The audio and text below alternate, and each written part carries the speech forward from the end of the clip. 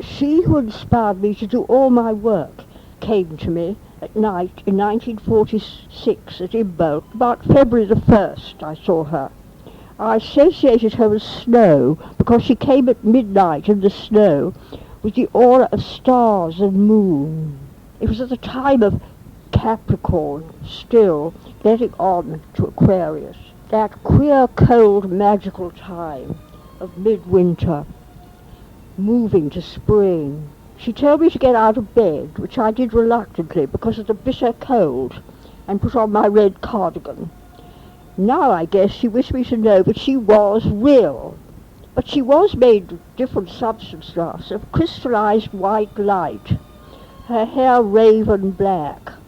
Her dress was cut in V-shapes of different cloths, violet and blue-green. I knew that they were blended together, the material, in some way. Not sewn. She unwound a white scarf. Her face had delicate features. To me she was absolutely real as physical reality, to be absolutely real, but obviously in a different dimensions. She told me to sit, and she sat facing me.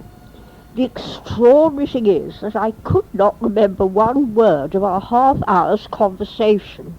Now I believe I was not meant to remember on the surface of my mind, because I had to have free will to work out what I wanted to do as well. This has influenced me all my life, whatever our conversation was, from the depths, like the depths of the ocean. My own feeble telepathic abilities were as nothing in comparison with the clarity and power of her thought stream. This was the first goddess who had come to me. By goddess I mean an advanced feminine being. The visits were a very rare occurrence with years in between. I knew she belonged to a more spiritual and wise race of being. At the close of our communion, it was communion, she rose, and I thought, she has the dignity of a queen, the grace of a ballet dancer, and the power of a gymnast. At that date I had not heard of UFOs, so could not make out at all what was this small plane which she had to wait for. Goddess or no goddess, she had to wait for what I thought was like a little Aer Lingus plane. And above all, what was the giant ship in the sky that the plane would take her to? I gathered it was as big or bigger than the Queen Mary liner, and that to me was immense. I think that size of the sky, made of some wonderful substance like this lady, well, I couldn't understand it at all. I was overcome.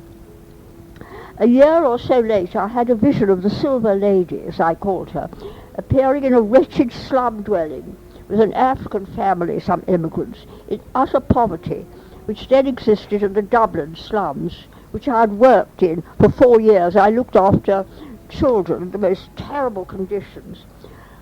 What struck me was her power. She stood straight and slim and raised her right arm in command. Her left arm she gestured downwards in utter dismissal of such conditions. It reminded me of the figure of Christ in Michelangelo's Last Judgment, one arm up, the other down. It's as if you call down the powers of heaven with your left hand and execute them with your right. It was a call to action.